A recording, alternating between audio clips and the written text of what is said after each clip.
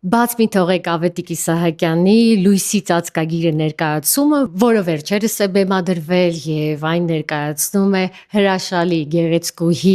արտիստիկ դերասանուհի Ալա Սահակյանը, մոնո ներկայացում է, բայց լսված բազմաթիվ դերակատարումներով եւ երեխաները այստեղ ինտերակտիվ մասնակցություն են ունենում եւ դառնում է ներկայացման մի փոքրիկ մասը, ինչը նրանց թույլ է տալիս ավելի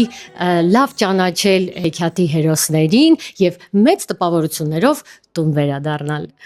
Ես ամեն անգամ մեծ հաճույքով եմ խաղում այս ներկայացումը, իսկապես երեխաները ինձ համար շատ կարևոր հանդիսատես են եւ այսօր ինքդ էլ դու տեսար, թե ինչքան հետաքրքիր ձևով են լսում, ուշադիր հետևում հեքիաթին,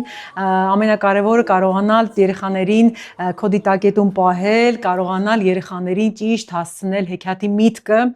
եւ այնպեսի հետաքրքիր ձևով խաղալ, որպեսզի 55 րոպե կարողանան կլանված քեզ հետևել, որովհետեւ միակ դերակատարն եմ ես այս ներկայացման,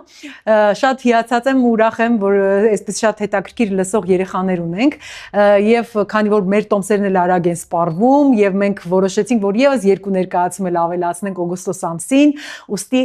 օգոստոսի 27-ին եւ 28-ին ժամը 11-ին եւս դրել ենք նորից ներկայացումներ, որպեսզի մյուս երեխաներն էլ հասցնեն գալ